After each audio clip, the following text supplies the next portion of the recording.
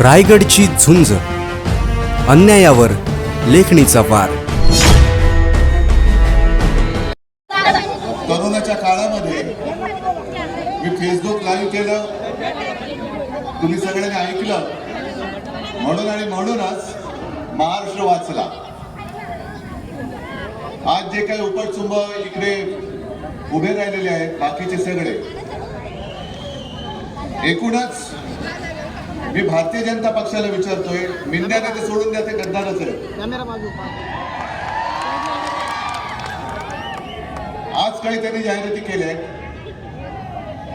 त्यांना एकच प्रश्न विचारायचा आहे की जेव्हा संपूर्ण महाराष्ट्र कोरोनाशी लढत होता त्यावेळेला भाजपच्या महाराष्ट्राच्या युनिटनी सुद्धा महाराष्ट्राला पैसे नव्हते दिले, तर पीएम केअर फंडला पैसे दिले होते. हे तुमचं महाराष्ट्राचं प्रेम. महाराष्ट्र तळमळत होता, औषधं मिळत नव्हती, ऑक्सिजन मिळत नव्हता, हॉस्पिटल्स मिळत नव्हती. आपण संपूर्ण ताकदीनिशी लढत होतो तेव्हा हे सगळे भाजपवाले पीएम केअर फंडाला पैसे देत होते. आणि घोटाळा म्हणजे एवढा घोटाळा, आपल्यावरती आरोप करताना त्यांचा एक उमेदवार तिकडे पश्चिम महाराष्ट्रात उभा आहे, त्याच्यावरती आरोप आहेत. हायकोर्टाने ताशेरे मारले, गोरे त्याचं नाव. मृत व्यक्तींवरती ते जिवंत आहेत असं दाखवून उपचार केले आणि त्याचे पैसे हडप करणारा हा भाजपचा उमेदवार. मग माझ्याकडचे उमेदवार बघा ना, इकडे लीनाताई आहेत, नितीन तर तुमचाच आहे, आपलाच आहे, तिकडे मनोहर भोवीर आहेत, तिकडे स्नेहल जगताप आहे, मध्ये प्रसाद भोवीर आहे. हे सगळे हाकेला कधी तुम्ही हाक मारा, हाकेला ओ देणारी माणसं आहेत, धावून येणारी माणसं आहेत. मी मुद्दामून इथे आलो कारण मला गद्दाराला गाडायचंच आहे, कोणत्याही परिस्थितीत गाडायचं आहे. आणि नितीन, तुम्ही एका गोष्टीची आठवण करून दिली की मी ज्या क्षणी वर्षा सोडला आणि मी माझ्या घरी निघालो मातोश्रीला, मला तेव्हा पहिल्या प्रथम कोरोना झाला होता. डॉक्टरने सांगितलेलं एक तर ऑपरेशन झालेलं. डॉक्टर म्हणाले उद्धवजी काळजी घ्यायला पाहिजे कारण ऑपरेशन झाले, त्याच्यात करोना सारखा भयानक जो काही आजार आहे तो झालाय, तुम्ही जनतेत जाऊ नका. म्हटलं जनतेत जाणार नाही तर कुठे जाणार. मी निघालो, एका क्षणात वर्षा सोडला आणि मी मातोश्रीकडे निघालो. रस्त्यात तोबा गर्दी होती. अनेक जण आज सुद्धा मला सांगतात की उद्धवजी त्यावेळेला आमच्या घरातले सगळेजण रडत होते, आम्ही कोणी जेवलो नाही, आम्ही त्या रात्री झोपू शकलो नाही. हे सगळं महाराष्ट्र प्रेम मी एका बाजूला अनुभवतोय. त्याच क्षणी हा गद्दार टेबलावरती हातात दारूचा ग्लास घेऊन नाचत होता.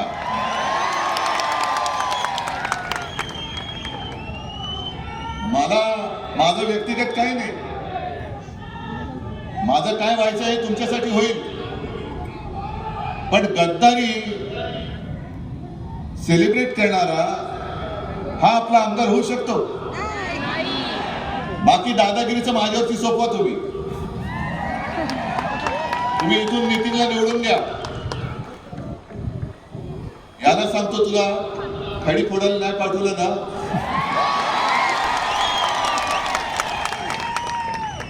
कारण एक तर गद्दार, सगळा चोरीचा मामला, आपलंच नाव चोरलंय, निशाणी चोरले आणि काय मोठं हसत फंड लावलाय. चोर तो चोर वर शिरजोर. ही मस्ती ही उतरवायची नाही तर काय डोक्यात घेऊन फिरवायची. इकडे बाकीची जी काय कामं आता नितीन दादा तुम्हाला सांगत होता, 5 वर्ष आमदार होता, 2.5 वर्ष मी मुख्यमंत्री होतो, माझ्याकडे एकही कुठल्याही विकासाचं काम घेऊन आलं नाही. 2.5 वर्ष झाल्यानंतर त्याने गद्दारी करून सरकार पाडलं, खोके घेऊन तिकडे गेला, म्हणजे जनतेला धोके आणि स्वतःला खोके. खोके घेऊन तिकडे गेल्यानंतर ठीक आहे माझ्यावरती आरोप करा, पण मग 2.5 वर्षामध्ये या कर्जत विधानसभा मतदार क्षेत्रामध्ये किती विकास कामं केली, काय हिशोब आहे? कॉन्ट्रॅक्ट खूप दिली गेली. संपूर्ण महाराष्ट्रभर जिथे जिथे गद्दारी झाले तिथे तिथे मी पाहतोय कॉन्ट्रॅक्ट खूप दिले गेले, पैसा दिला गेलाय, सरकारच्या तिजोरीतून पैसा दिला गेलाय, पण तो खालपर्यंत आलेलाच नाही. मग कोणी खाल्ला हा पैसा? 50 खोक्यात याला सुट्टे पैसे झालेले आहेत. 50 खोक्याचं काय कौतुक सांगतात? 50 खोक्याचे असे सुट्टे पैसे आहेत. हजारो कोटींनी यांनी महाराष्ट्र लुटलेला आहे, महाराष्ट्र लुबाडलेला आहे.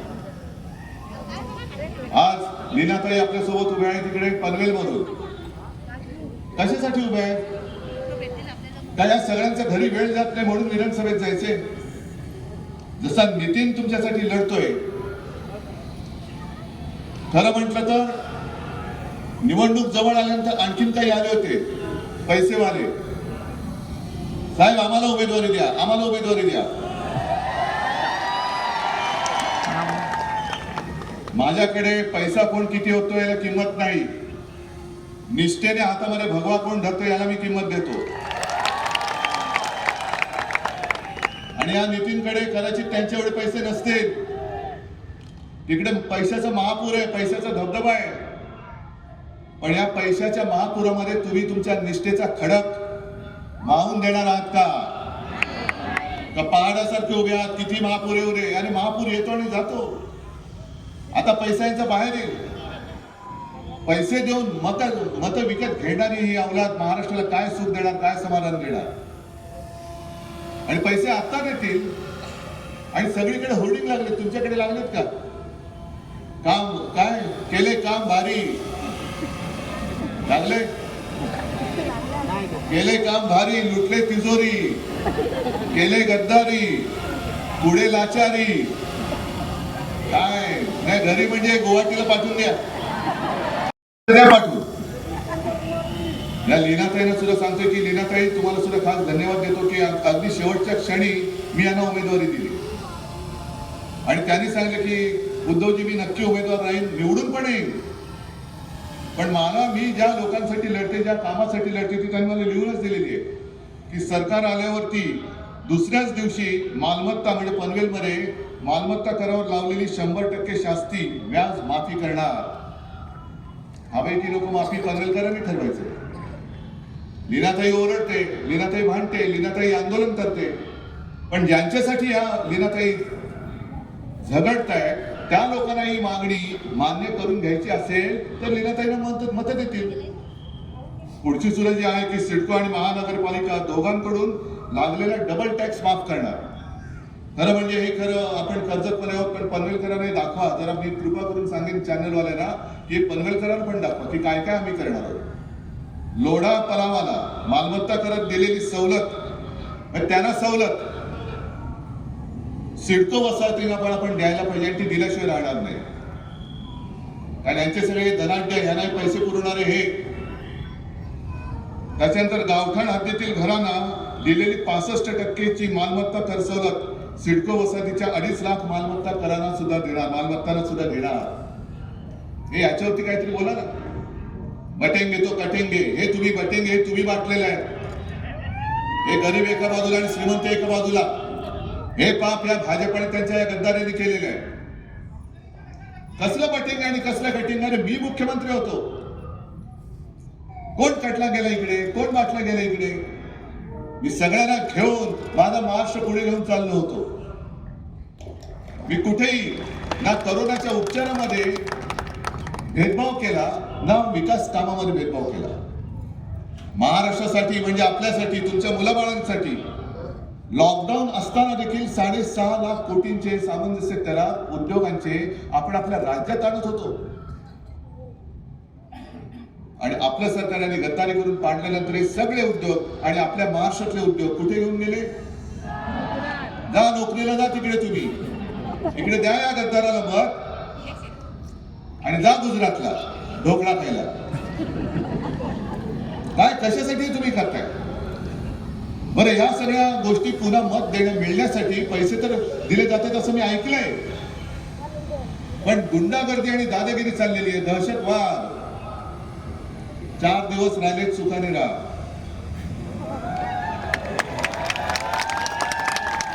4 दिवस राहिले, भोगून घे, नंतर तुला कधीही विधान भवनाचं दार बघायला मिळणार नाही आहे.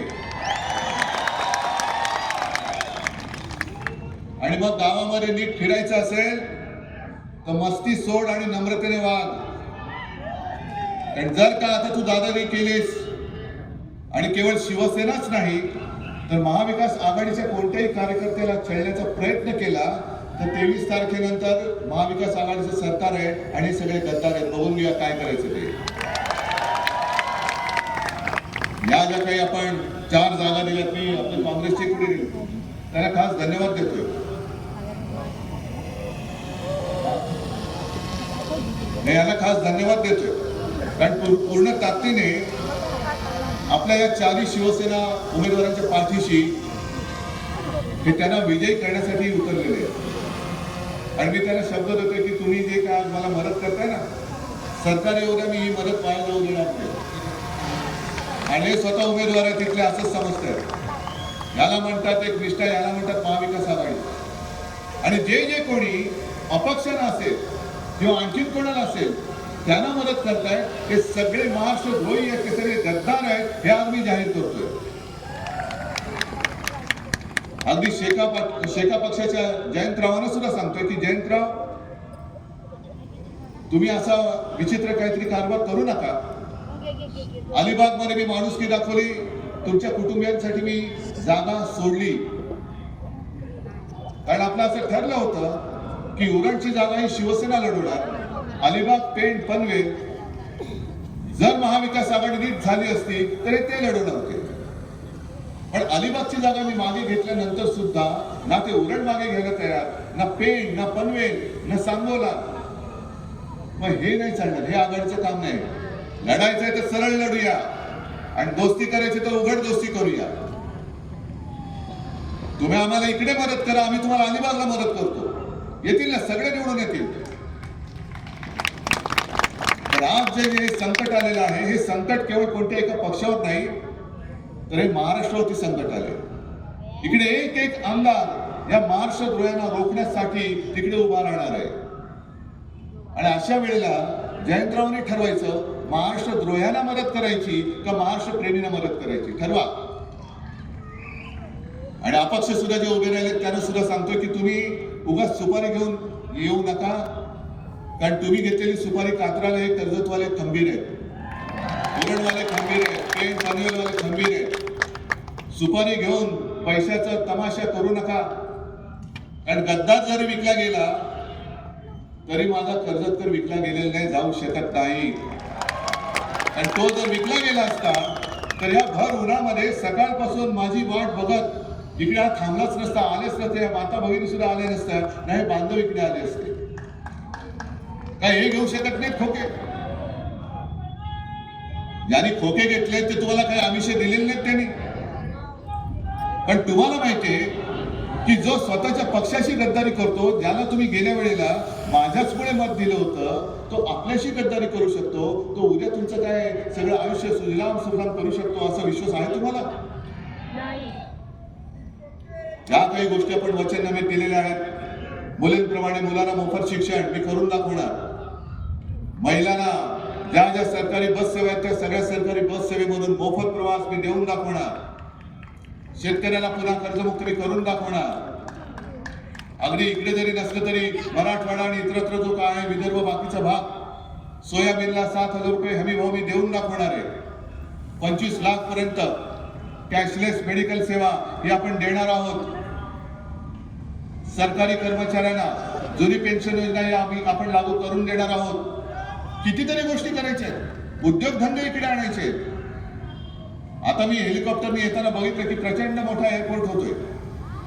आता इथल्या जमिनीला भाव येतील, पण हे भाव आल्यानंतर तुम्हाला जर का फसवलं गेलं आणि इथली जागा जशी मुंबई घशात घातली गेली तशी इथली जागा पण कोणाच्या घशात घालतील? कोणाच्या? जरा मोठ्याने बोला ना, तुम्हाला कळले की नाही? आले ना, या अदानीचं भूत तुम्हाला दिसायला लागले की नाही? काय करणार तुम्ही? तुमच्या 7 बारात लिहून टाकलं अदानीचं नाव, कोणाकडे दाद मागणार? आणि तेव्हा जर का हे गद्दार बूट चाटे हे त्यांचे बूट चाटत बसले तर तुम्हाला न्याय कोण देणार? मग तुम्हाला इथे रोजगार हवेत की नको आहेत? जे नितीन बोलले ते तुम्हाला सगळ्या सोयी हवेत की नको आहेत? लीलाताई ज्याच्यासाठी म्हणतायत त्या ते प्रश्न सोडून हवेत की नको आहेत? आणि मग हे करायचं असेल तर मग मशालीशिवाय दुसरा पर्याय नाही. मशालीशिवाय पर्याय नाही. काँग्रेसला मी उघड धन्यवाद देतोय की या जिल्ह्यामध्ये एकही जागा आपण काँग्रेसला देऊ शकलो नाही, तरी सुद्धा तुम्ही सोबत राहिले आहेत. आणि हा समंजसपणा जसं काँग्रेसने इकडे दाखवलाय तसा आपण पूर्व विदर्भात दाखवलेला आहे. आपण तिकडे नाही तशा जागा लढवतो, पण आता तुझं माझं करण्याची वेळ नाहीये. हे आपलं आहे आणि आपलं जर कोण लुटत असेल तर आपण एक होऊन त्याला ठोकला पाहिजे आणि आपला महाराष्ट्र वाचवला पाहिजे. म्हणून महाविकास आघाडी निर्माण झालेली आहे. मग तुम्ही एवढ्या उन्हात आलेला आहात, या नुसत्या भगव्या टोप्या आहेत की मशाली आहेत? या मशाली धगधगलेल्या आहेत का नुसत्याच हातातल्या थर्माकोलच्या मशाली आहेत? पेटलेल्या आहेत. मग हे चारही उमेदवार रायगड मधले चारही पाचही काय स्नेहलताई या चारही जागा आणि नितीन आणि तिकडे सगळीकडे गद्दारच गद्दार आहेत. मला एकच पाहिजे, एक चित्र मला या कर्जतमध्ये बघायचं. दाखवणारा जसं माझं सरकार गद्दारी करून पाडल्यानंतर हा गद्दार दारूचा ग्लास घेऊन टेबलावरती नाचला होता, तसा पराभव करून इथे माझा कर्जतकर नाचला पाहिजे. गद्दाराचा पराभव करून माझा कर्जतकर नाचला पाहिजे. त्याच्या म्हणजे शब्दशः घेऊ नका, पण त्याच्या उरावरती नाचला पाहिजे. तयारी आहे, हिंमत आहे. पैसे वाटले तर, दादागिरी केली तर मशालीची धग दाखवणार. ठीक आहे. मग मला वाटतं जास्त बोलण्याची गरज नाही, कारण मला इथून परत मुंबईमध्ये जायचंय. कारण काल परवाकडे मी कुठेतरी बोललो की जसजसा निवडणुकीचा प्रचार संपण्याची वेळ येते तसं आपल्या मराठीत एक म्हण आहे, रात्र थोडी सोंग फार. पण आता राजकारणात नवीन म्हण आहे, रात्र थोडी आणि ढोंग फार. हे ढोंगी सगळे जे आहेत आपल्याबद्दल आता यांना जो काही खोटं प्रेम आलेलं आहे त्या प्रेमाचा तुकडा पाडण्यासाठी मला आता मुंबईला जावं लागतं. कारण मुंबईत सुद्धा माझी 1-2 सभा आहेत. पण इथल्या विजयाची जबाबदारी मी तुमच्यावर सोपवतोय आणि तूर्त आपली मी रजा घेतोय. जय हिंद, जय महाराष्ट्र.